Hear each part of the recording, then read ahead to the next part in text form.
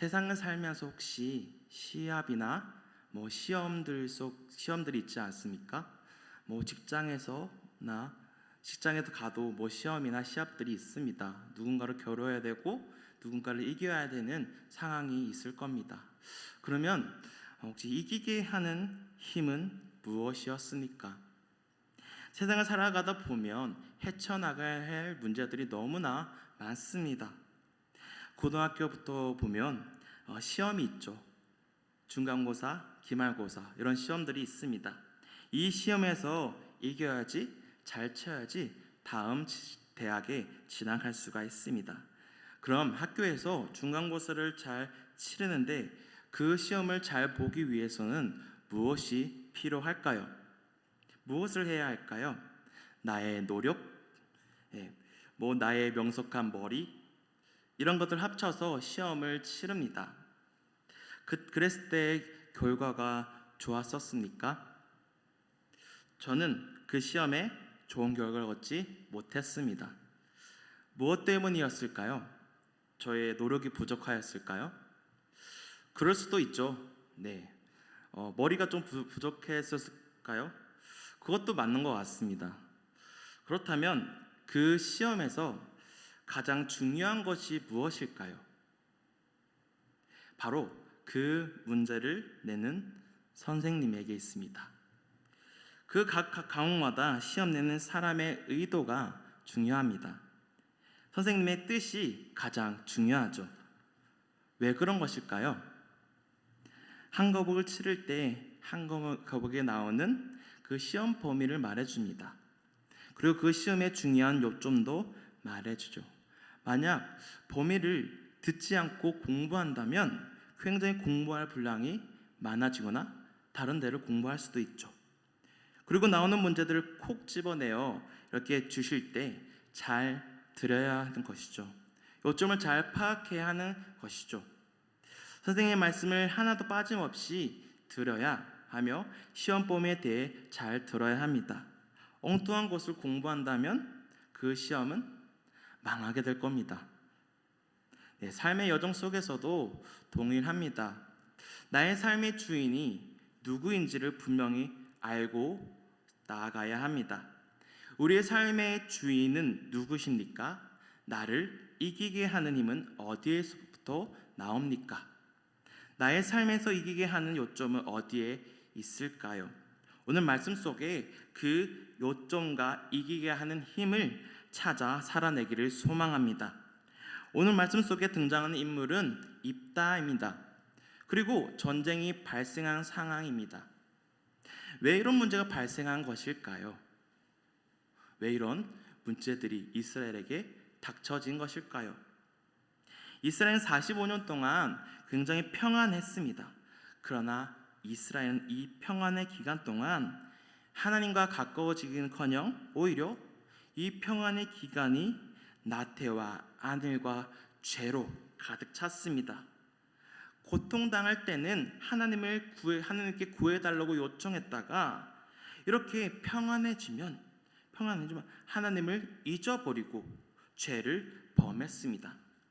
이와 같은 패턴을 사사기에서 반복적으로 보여주었습니다. 이번에도 이스라엘은 똑같은 모습을 보여줍니다. 이스라엘이 여호와의 목전에서 다시 악을 범하기 시작한 것입니다. 이스라엘이 범한 악은 무엇이었습니까? 여호와를 버리고 우상 숭배하는 것. 이스라엘과 하나님과의 관계가 깨어진 것이죠. 하나님이 이스라엘에게 진노하셨고 그 칼을 빼들게 되었습니다. 이스라엘 블레셋 사람과 암몬 자손의 손에 넘기셨습니다. 그리하여서 이스라엘에게는 다시 고통이 찾아온 겁니다. 이런 문제가 발생한 겁니다. 하나님이 주신 축복을 즐기면서 하나님께 감사하지 않았기 때문에 여호와를 잊어버렸기 때문에 여호와께 죄를 범했기 때문에 그 결과가 이렇게 나왔습니다. 아몬인들에 의해 학대를 받게 된 거예요. 암몬 자손이 요단을 건너와서 이 유다와 베냐민과 이 에브라임 족속을 친 겁니다. 이스라엘의 이 고통으로 인해 이 고통이 매우 심하였던 것 같습니다. 이스라엘 공고가 더욱 심해지자 사사기의 그 패턴이 나옵니다. 여호와께 부르짖는 것. 사사기 10장 10절 말씀입니다. 이스라엘 자손이 여호와께 부르짖어 이르되 우리가 우리 하나님을 버리고 바알들 섬김으로 주께 범죄하였나이다 하니, 항상 이스라엘은 문제만 발생하면 문제가 발생할 때만 여호와를 찾았습니다. 그러나 이번 여호와의 반응은 좀 냉담합니다. 냉담할 뿐만 아니라 오히려 이 이스라엘을 추앙하기 시작합니다. 내가 이스라엘을 구원하지 않았느냐? 내가 다신 너희를 구원하지 않겠다고 선포합니다. 그러면서 너희를 따른 신에게 구원하게 하라. 이들이 섬기는 우상들, 너네가 좋아하는 그 우상, 거기에다가 너희를 구원하게 하라라고 말씀하신 겁니다. 하나님께서 정말 화가 많이 나신 것 같아요. 얼마나 많이 반복적으로 하였으면 이렇게까지 하시는 것일까요? 이 모든 것이 하나님과 관계가 깨졌기 때문입니다. 이스라엘을 치기 위해 암몬이 쳐들어왔습니다. 당장이라도 공격당할 것 같아요. 이런 상황에서 이스라엘은 어떻게 해결하려고 합니까? 이렇게 여호와께 부르짖었지만 이들의 해결 방법은 어땠습니까? 그때 등장한 인물이 바로 길앗 입다입니다. 입다는 형제들을 피하여 장로들과 함께 있게 되었습니다. 여기서 잡류란 깡패, 범죄 집단보다는 원어로 보면 그 다윗이 사울을 피해 다닐 때 그 아둘람 굴 속에서 모인 사람들을 표현할 때 같은 단어를 쓰였습니다. 레이크라는 단어인데요.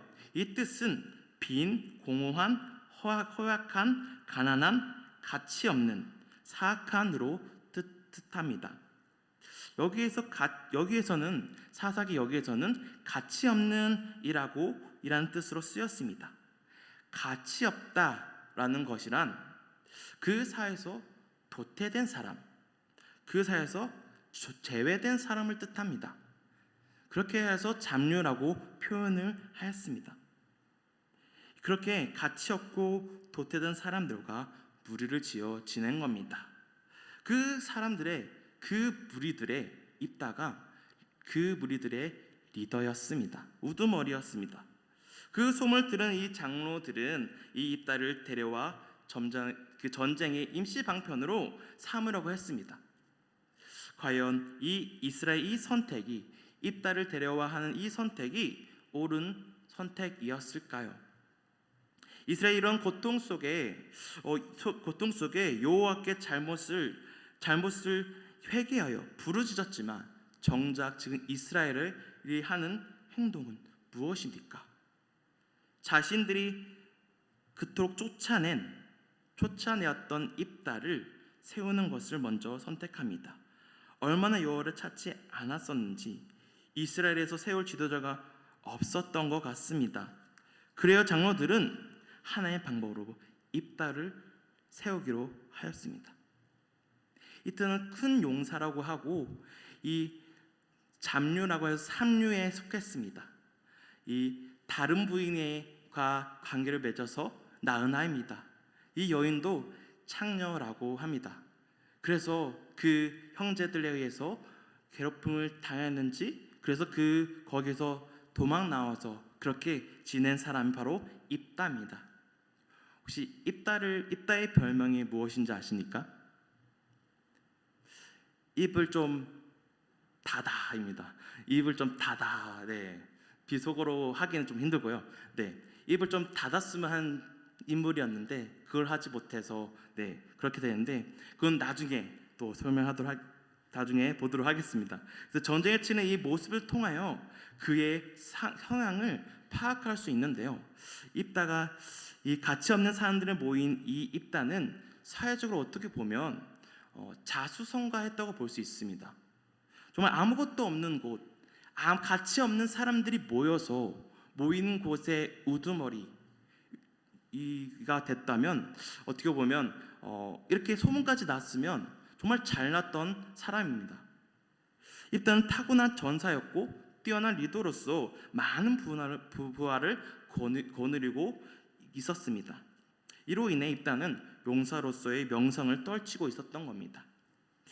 그래서인지 길르앗 장로들은 이 입다를 군사의 지도자로서만 세우기로 생각했던 것이죠. 이스라엘은 직접 전쟁에 뛰어들기보다는 전쟁을 대신해줄 사람이 필요했던 겁니다.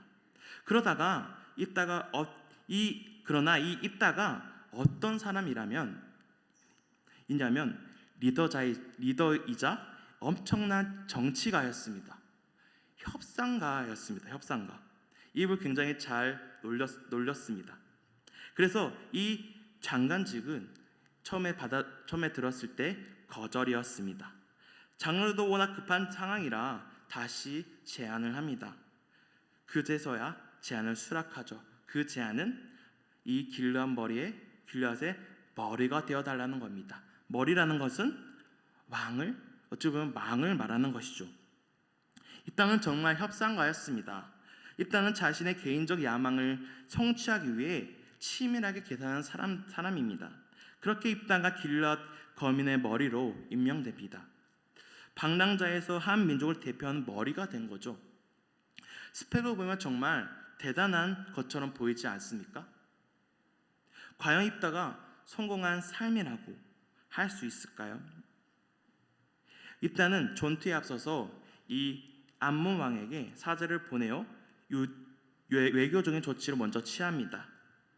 이 전쟁이 시작되자 또 입다가 가장 잘하는 협상에 나서기 시작한 겁니다. 암몬과의 설전 속에서 최종 권위이신 어떤 여호와를 드러냅니다. 놀랍게도 입다는 암몬 왕과의 대화를 나누면서 그 땅은 여호와가 주신 것이지 발락 때 인정한 것이지 이 땅은 인정한 것이기 때문에 이건 우리 땅이야 라고 이 암몬 왕에게 이 사자를 보내어 얘기하고 있는 겁니다. 여기서 입다가 정말 놀라운 말을 합니다.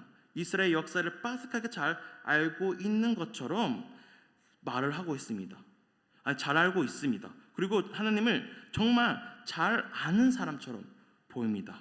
사사기 11장 16절 17절 보면 이렇게 나와 있습니다. 이스라엘이 애굽에서 올라올 때 강야로 행하여 홍해에 이르고 가데스에 이르러서는 이스라엘이 사자들을 에돔 왕에게 보내어 이르기를 청하건대 나를 내 땅 가운데로 지나게 하라 하였으나 에돔 왕이 이를 듣지 아니하였고 또 그와 같이 사람을 모아 왕에게도 보냈으나 그도 허락하지 아니하므로 이스라엘이 게데스에 머물렀더니 굉장히 이스라엘 역사에 대해서 굉장히 잘 알고 있지 않습니까? 애굽에서의 그 역사까지 다 꿰뚫고 있습니다. 역사라는 그 지식을 잘 알고 있는 사람입니다.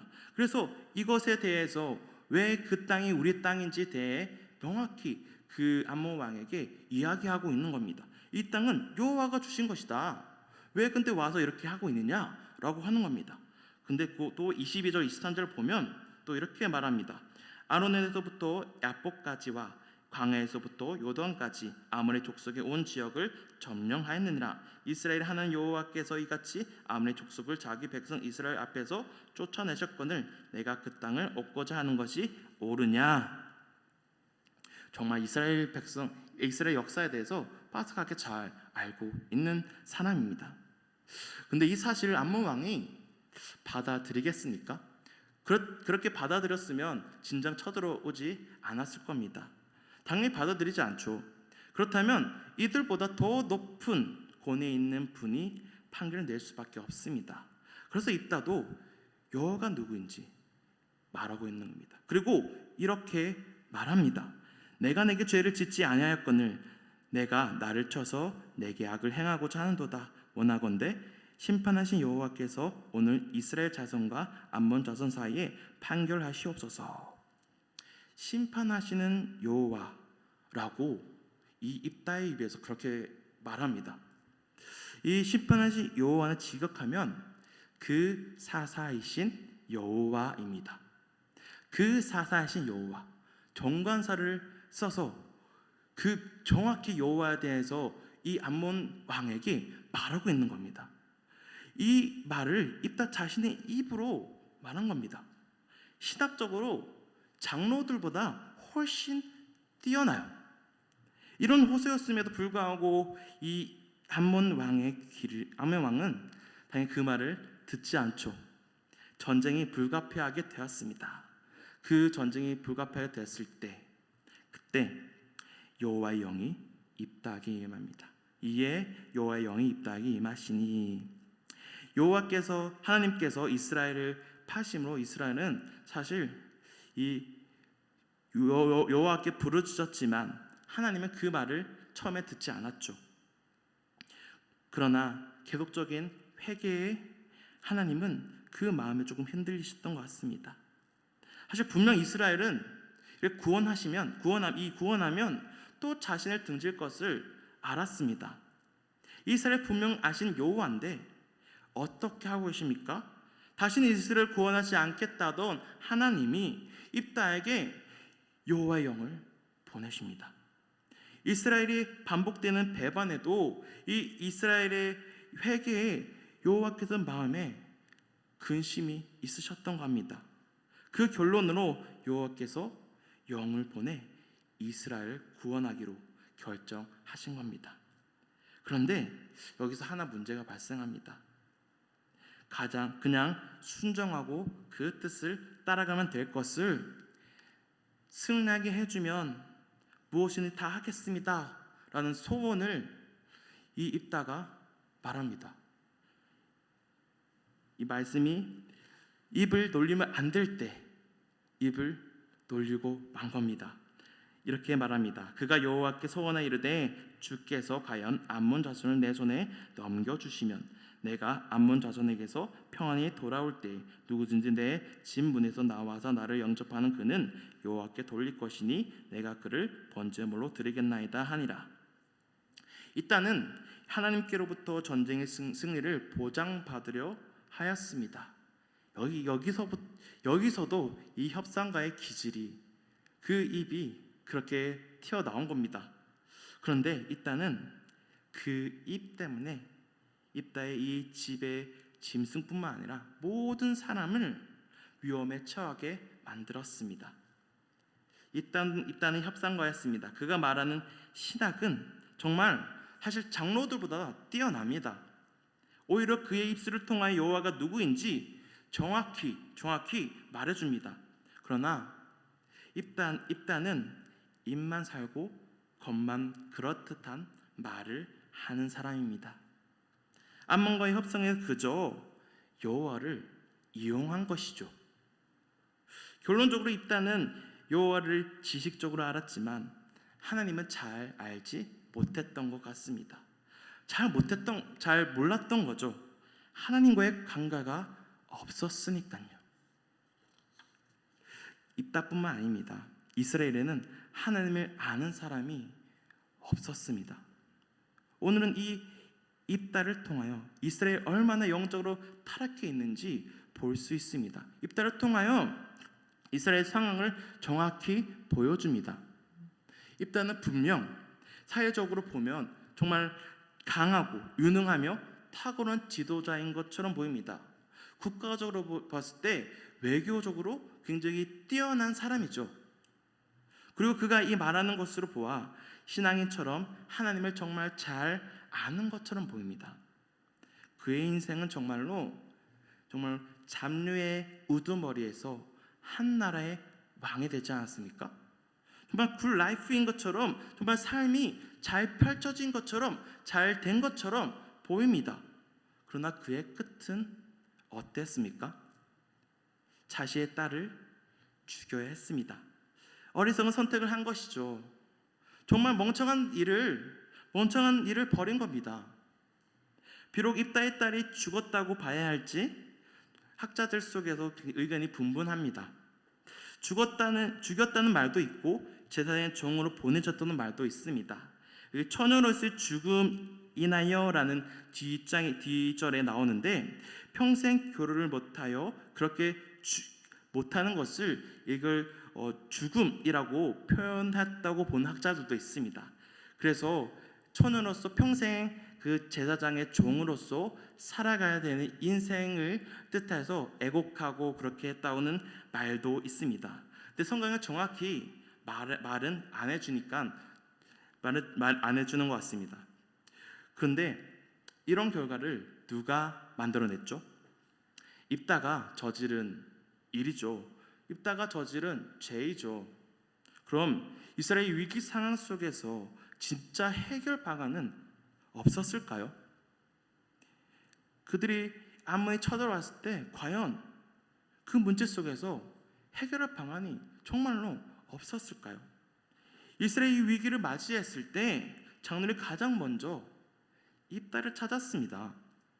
입다는 분명 장로들의 수장이 되어 사람들부터 인정받는 사람입니다. 그러나 그곳에는 하나님이 없었고 하나님을 찾는 사람이 한 명도 없는 곳이었습니다. 입다 자기 스스로 여호와가 누구인지 자신의 입으로 암몬에게 분명히 밝혔음에도 하나님을 전혀 몰랐다는 거예요. 이스라엘이 여호와를 잊어버리고 듣지 않고 관계가 깨어지니 그 같은 고난 속에서 선택은 입다였습니다. 하나님께서 이스라엘 적들의 손에 넘겨줬을 때 분명 요구하는 것이 있었습니다. 무엇입니까? 바로 여호와께 돌아오는 것이었습니다. 그런 고난 가운데 이스라엘은 여호와께 두 번이나 부르짖죠. 여호와께 잘못되고 두 번이나 말을 하죠. 절망이 얄밉지만 여호와는 끝내 이 여호와의 영을 입다에게 보내서 승리하게 합니다. 누가 이스라엘을 여호와께로 부르짖게 만들었습니까? 누구 때문에 그 전쟁에서 승리하게 하셨죠? 하나님 때문 아닙니까? 여호와 하나님께서 자신을 기억하지 못한 이 백성들을 위해 그 같은 고통을 주셨고 그들이 돌아오자 여호와는 이 이스라엘에게 여호와의 영을 보내 승리하게 구원하셨습니다. 승리하셨고 구원하게 하겠습니다. 비록 여호와를 잘 알지 못하는 이 입다라고 할지라도 구원하셨다고요. 그럼 이스라엘은 진짜 승리를 맛보았습니까? 입다를 통하여 이스라엘 백성들의 영적 상황이 투영되고 있습니다. 입다는 그 길앗의 벌이었으니까요. 대표한 사람이었으니까요. 왜냐하면 그가 소원을 하는 것은 하나님이 원하는 것이 전혀 아니었습니다. 그가 그렇게 한 것은 하나님을 몰라 하나님 앞에 범죄를 저지른 것입니다. 하나님께서 아브라함에게 이삭을 모리아산에 바치라고 했을 때 이삭을 받았습니까? 받지 않았습니다. 산양을 이미 준비해 놓으시고 산양을 통해서 그걸 받으신 거예요. 하나님이 인신제사, 사람을 제물로 받는 것을 가증히 여기십니다. 절대 인신제사를 받으시는 분이 아닙니다. 이 제사는 아마 그 당시 주변 나라들의 행했던 풍습이었던 걸로 봅니다. 그럼 이스라엘이 입다가 가장 먼저 해야 하는 것은 무엇이었을까요? 바로 이들이 했던 그 회개입니다. 회개. 여호와만이 이스라엘의 사사가 될 수 있음을 말했음에도 자신의 이익과 계산적인 것 때문에 자신의 딸을 죽게 만들었죠. 그가 조금만이라도 여호와를 알았더라면 그렇게 되지는 않았을 거예요. 입다가 잘못된 소원을 했다면 해야 하는 것은 딸을 드리는 것이 아니라 하나님 앞에 엎드려 회개하는 것이죠. 하나님을 버린 백성들, 여호와의 소리가 끊겼던 백성들이지만 여호와가 도우시고 이기게 하지 않으셨습니까? 여호와가 구원하시고 이기게 하는 것은 소원 따위가 아닙니다. 우리의 어떤 행위가 아닙니다. 오직 여호와의 긍휼로 자금은 자들로 은혜로 주신 것이죠. 이스라엘 구원 받을 행동을 단 한 가지라도 한 것이 있습니까? 아무것도 없습니다. 여호와께 돌이킨다고 잘못한다고 해놓고 또 선택은 입다를 선택하죠. 이스라엘이 회개한 이후에도 그 선택은 하나님이 아니었습니다. 입다를 선택했죠. 오늘 이 이야기를 들으면서 보면서 그럼 우리가 해야 하는 것은 무엇일까요? 진정으로 드리는 예배입니다. 예배 속에 항상 회개가 담겨져 있습니다. 예배 속에 답을 얻어야 하죠. 예배 속 말씀 속에 하나님의 뜻을 분명히 보아야 합니다. 그렇게 회개하였으면 그들이 선택한 것은 여호와가 아니라 히타였어요. 그 전쟁 상황 속에서 가장 먼저 해야 하는 것은 여호와께 제사를, 여호와께 예배를 먼저 드리는 것이죠. 여호와를 잊어버렸으니 예배는 없었을 겁니다. 당연히 예배가 없다는 것은 하나님과 관계가 없다는 것이죠. 그럼에도 하나님께서 입다에게 영을 보내 승리하게 만들지 않았습니까? 하나님의 뜻이 그 전쟁에서 승리케 하는 것이 뜻이었으면 그 뜻대로 이루어지는 겁니다. 하나님의 뜻대로 되어집니다. 누가 하나님의 뜻을 거스를 수 있겠습니까? 그때가 되었을 때, 하나님의 승리케 하셨을 때 그때는 이루어집니다. 아무리 제약 속에 있는 이스라엘이라도 하더라도 하나님의 뜻이 승리에 있다면 승리하게 되어진 겁니다. 그대로 이루어집니다. 그러면 이스라엘이 선택해야 했던 것은 진정으로 하나님의 뜻을 발견할 수 있고 그 길로 나아갈 수 있는 것, 예배입니다. 제사를 통해 가장 먼저 하나님을 찾아야 하는 것이죠. 그 제사 속에 하나님의 소리를 들어야 하며 하나님의 뜻대로 싸웠어야 합니다. 그러나 그들은 입다를 선택했죠. 혹시 나의 삶 속에서 신령과 진정으로 드리는 예배가 있었습니까? 혹시 예배 속에 하나님의 말씀이 잘 들리지 않고 있습니까? 예배를 드릴 때 나의 죄들이 보이고 있습니까? 보이지 않고 있다면, 말씀이 들리지 않고 있다면 혹시 하나님과의 관계를 한번 점검해 봐야 합니다. 나의 잘못을 주님 앞에 고백하며 죄인임을 인정해야 합니다. 그럴 때 여호와께서 나의 주인이 되시고 왕이 되셔서 이기게 하는 힘을 주십니다. 하나님과 관계없는 공동체가 얼마나 어리석은 일을 하였는지 우리는 오늘 똑똑히 보았습니다.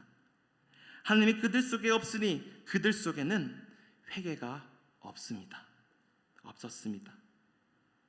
이스라엘에게 하나님을 찾는 예배가 없으니 그들의 선택은 입다였습니다. 혹시 나의 삶 속에서도 입다를 선택하며 살았던 적은 없었습니까? 어떤 선택을 할 때 여호와께 붙들고 여호와께 묻고 뜻을 통하여 가는 것이 아니라 입다를 선택하듯이 가장 좋은 스펙, 나에게 가장 좋은 것들, 내가 생각하는 가장 좋은 것들을 선택하지는 않았습니까? 이기게 하는 힘은 여호와께 나옵니다. 하나님의 말씀이 나를 이기게 하며 나의 생각, 나의 열정보다도 말씀이 먼저 내 안에 있어야 합니다. 그 첫건이 바로 예배입니다. 예배 속의 회개입니다. 나의 신령과 진정으로 드리는 예배, 목숨을 걸어 하나님을 만나겠다는 마음으로 드리는 그 예배가 입다를 선택하지 않고 하나님의 뜻대로 살 수 있는 길입니다. 비록 입다를 선택한 이스라엘도 구원하십니다. 그렇다고 오늘 말씀처럼, 이 말씀에 있는 이 이스라엘 백성들처럼 입다를 선택하는 길은 가지 않아야 하지 않겠습니까? 이제는 정말 예배 속에서 언제나 여호와의 소리에 귀 기울이고 회개함으로 여호와께 나아가길 소망합니다. 예배 가운데 정말 하나님을 만나고 싶어하는 마음으로 내 안을 하나님을 가득 채워 나의 주인이신 여호와와 함께 동행하는 삶을 걸어가 보시는 삶을 살기를 소망합니다. 여호와는요, 변함없이 우리를 예배로 초청하고 계십니다. 그럼 우리의 마음은요? 우리의 마음을 어떻게 드리겠습니까? 이제 같이 한번 찬양하기 원하는데요.